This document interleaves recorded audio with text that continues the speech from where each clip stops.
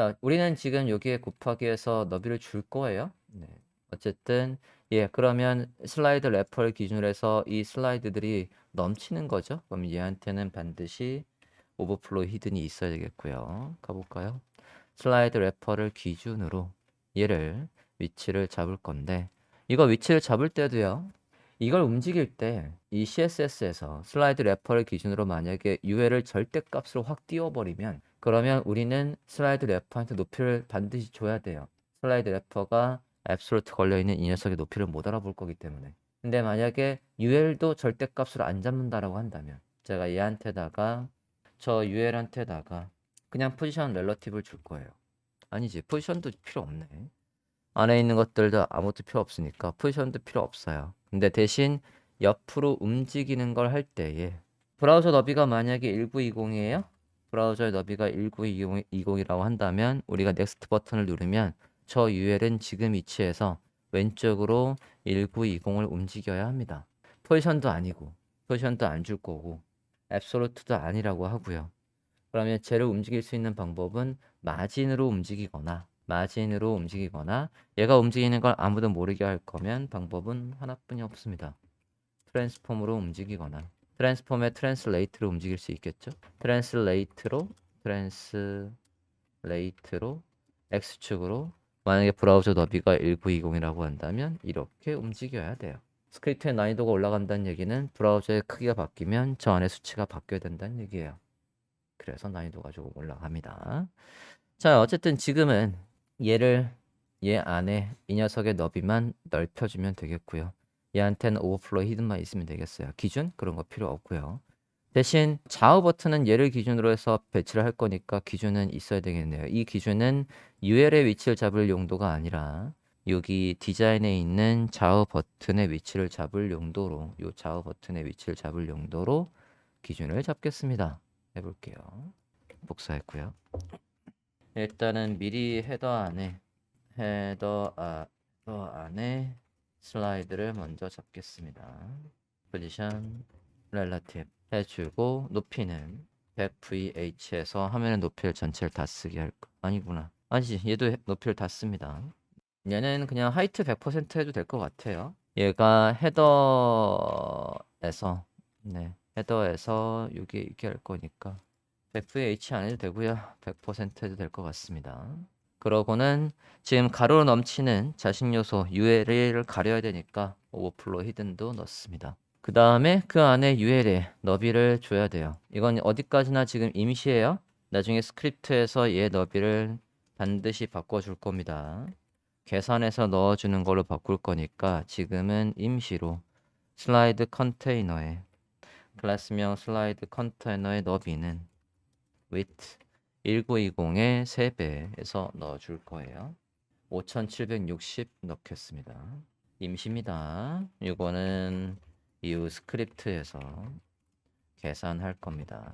그리고 여기 안에 요소들을 가로 배치하기 위해서 디스플레이 플렉스 넣어주고요. 그러면 안에 있는 슬라이드는 별도의 설정이 없어도 짠 가로 배치가 될 겁니다. 그리고 슬라이드 컨테이너의 높이는 당연히 부모가 만들어준 높이 100%를 다 쓸 거예요. 하이트 100%도 얘한테 넣을게요. 자, 이렇게 해주면 슬라이드는 가로 배치가 됐을 거고요. 그리고 넘치는 건 안 보이게 됐을 걸로 생각이 됩니다. 화면과 같이 작성하고 브라우저 화면을 확인해 봅시다. 보시면 지금 다 옆으로 되어 있는 거예요. 옆으로 길게 되어 있는 상황입니다. 또 한 가지 더 설정하고 가야 될 게 있네요. 지금 보면 우리는 슬라이드를 이번에는 이전하고 다르게 백그라운드를 안 했거든요. 이미지로 그냥 가져왔어요. 그래서 지금 밑에 슬라이드 내용이 이미지 밑에 있는 상황이란 말이에요. 지금 보시면 슬라이드 내용이 이미지 밑에 있는데 우리는 요 슬라이드 이미지는 가만히 두고요. 그 다음에 그 위에다가 컨텐츠를 올릴 거예요. 그러면 걔까지 올려놔야 밑에 이렇게 사선으로 되어 있는 건 만들 수 있을 것 같아요. 그것까지도 잡아야 되겠네요. 자, li를 기준으로 했을 때 이 컨텐츠를 정 가운데 두려고 하는 겁니다. li를 기준으로 했을 때 컨텐츠를 정 가운데 둘 수 있는 방법은 이미지는 그대로 있고 얘만 가운데로 놓을 수 있는 방법은 플렉스로 안 돼요. 포지션뿐이 없습니다. li의 포지션을 주고 얘를 기준으로 해서 div 컨텐트만 똥 띄워야 됩니다. 띄워보도록 할게요. 슬라이드가 기준이에요. 여기 안에 슬라이드를 선택하고 슬라이드를 기준으로 그 안에 컨텐트를 포지션 일단 그냥 정 거듭 놓을게요. absolute, left, top, 트랜스폼을 이용해서 자기 크의 반만큼 왼쪽으로 자기 크의 반만큼 위쪽으로 이렇게 올라가라고 하면 정확히 센터에 있겠죠. 네, 여기 이렇게 각 센터에 있는 상황이에요. 자, 이쯤에서 미션을 하나 드려보도록 하겠습니다. 자, 지금 디자인을 보면요. 슬라이드 위에 로고랑 메뉴가 있는 내부가 있거든요. 디자인을 볼게요. 디자인을 보시면 지금 이게 전체가 다 지금 슬라이드예요. 슬라이드의 배경이 보이고 있지 않습니까? 이미지가 보이고 있단 말이에요. 그 위에 얘가 여기 위치에 있어야 됩니다. 저기. 자, 저기에 위치에 있게 하려면 지금 제가 동그라미 타원형으로 친 게 당연히 포지션으로 붕 떠야 됩니다. 붕 떠서 있어야 되고요. 일단은 기본적으로는 스크롤 헤드 위로 넘어가는 구조로 해주시고요. 나중에 사용자가 이제 뒤에 스크립트에 가서 여기 이 정도요. 얘가 이 정도 더 스크롤 하면 그때 고정시킬 거예요. 바로 고정시킬 게 아니라. 자, 지금 위치에 있도록 요 위치에 있도록 내부의 스타일을 잡아 주세요. 내부의 스타일. 그래야 우리가 여기를 할 수 있을 것 같아요. 내부의 위치를 디자인을 참조해서 똑같이 나오도록 해주세요. 내부의 위치를. 지금은 내부가 공간을 다 차지하고 있습니다. 위에 이렇게 공간을 차지하고 있어요. 이렇게.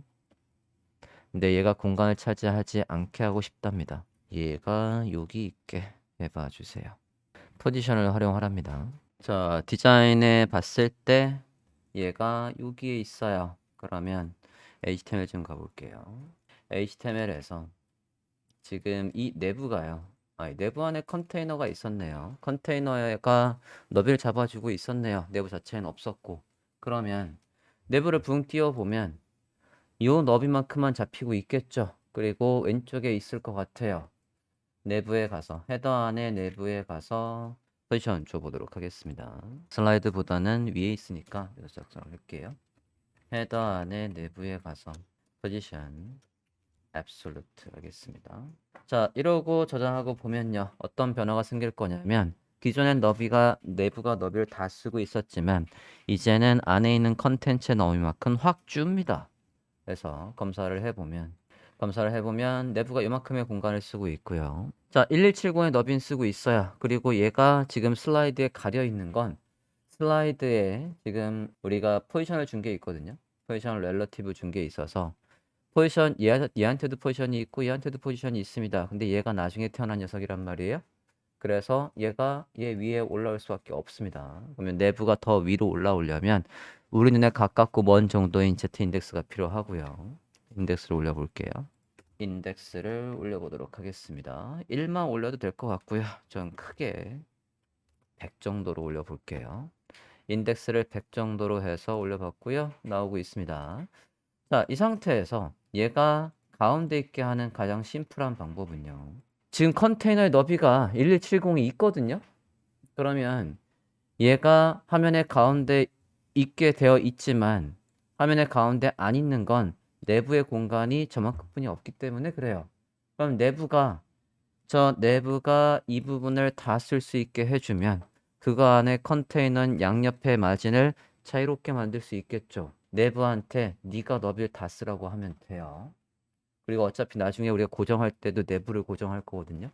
상단에. 그러면 내부에다가 네가 레프트형, 라이트형 이렇게 해주면 얘가 너비를 모두 쓰겠죠. 라고 볼까요? 그럼 별도로 뭐 왼쪽으로 가라고 할 필요 없이 얘가 이제 어떻게 됩니까? 내부가 레프트형, 라이트형에서 너비를 다 쓰고 있고 그 안에 컨테이너가 1170의 마진 0호토에서 화면의 가운데 잘 있겠죠. 이게 가장 심플한 방법입니다. 너비가 있으니까. 나중에 고정할 때도 우린 내부를 고정하고 걔한테 뭐 배경을 주든 그림자를 주든 그런 거 할 수 있단 말이에요. 너비를 다 쓰고 있는.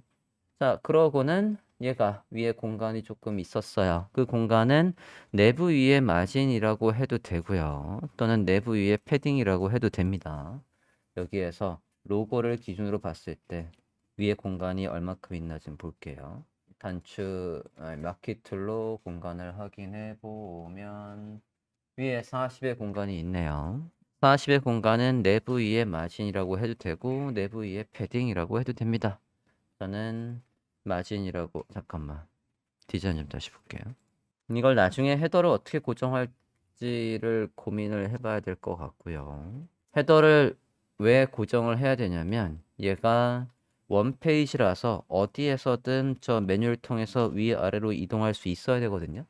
그래서 얘를 고정을 할 때 나중에 이 부분 이렇게 해서 요렇게 해서 얘 높이가 잡히게끔 해주고 그 다음에 우리가 배운 거 여기에 높이가 살짝 슈링크 되면서 위쪽에 줄어들면 될 것 같아요. 그죠?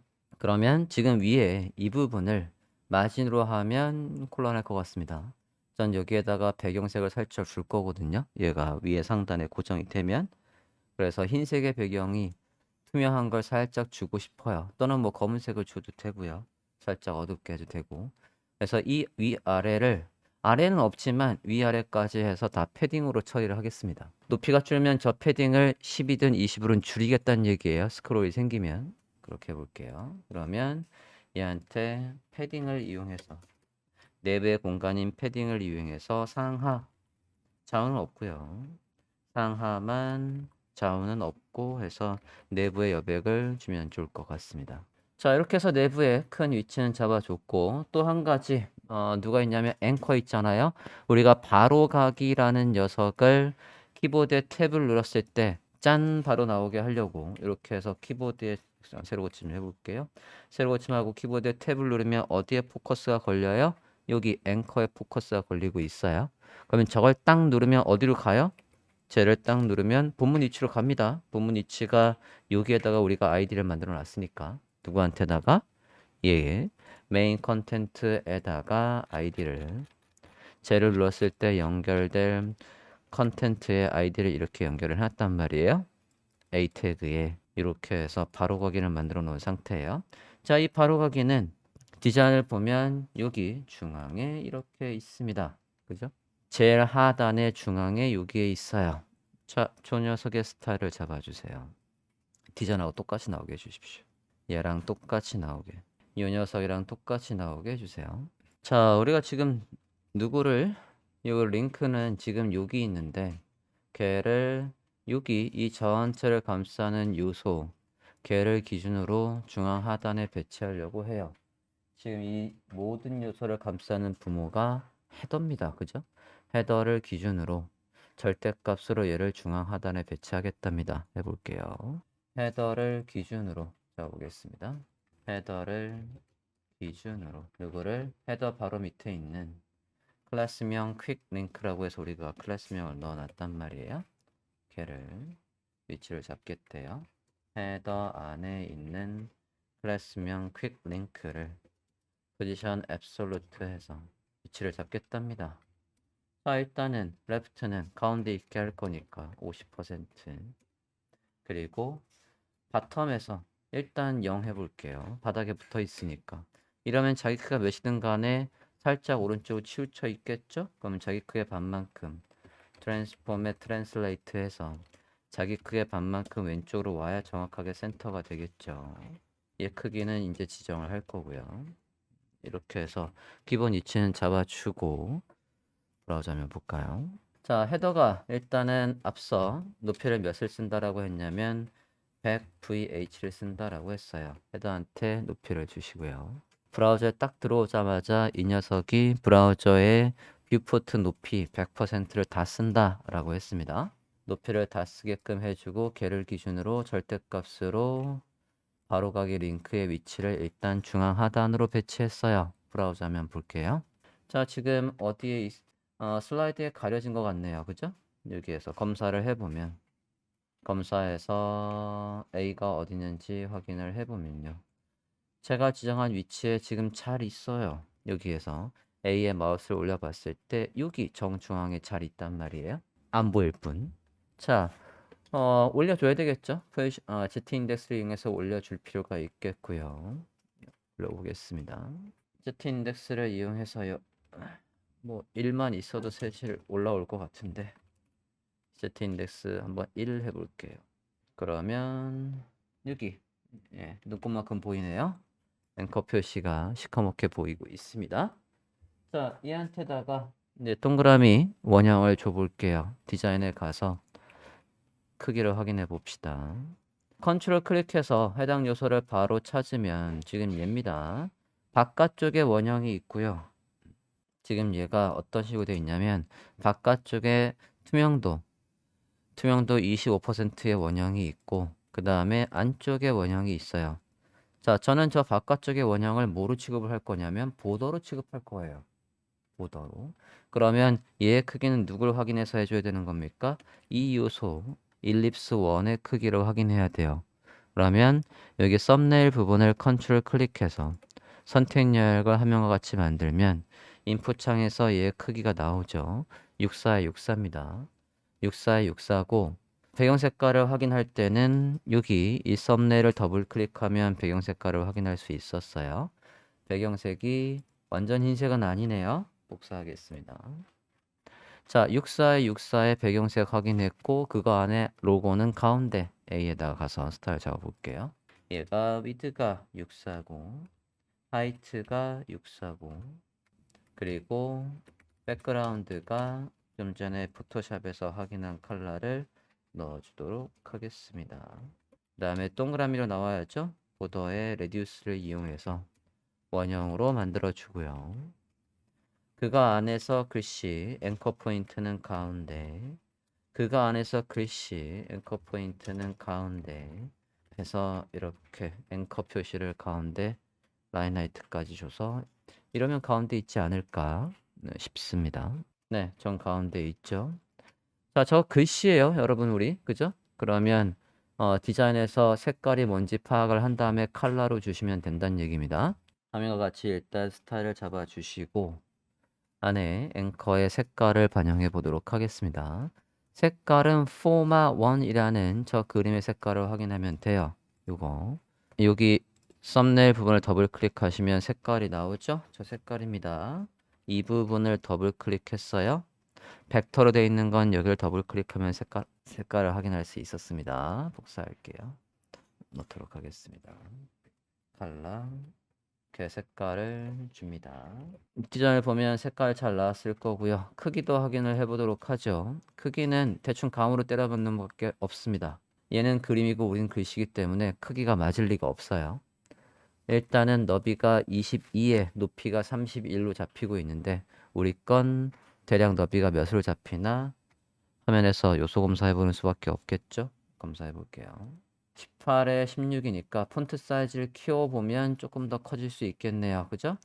A에 가서 폰트 사이즈 주면 될 것 같고요. 그러면 A 안에 있는 요소의 크기가 커질 거니까 개발자 도구에서 임시로 입력해서 보도록 하겠습니다. 폰트 사이즈를 20픽셀 한번 해볼게요.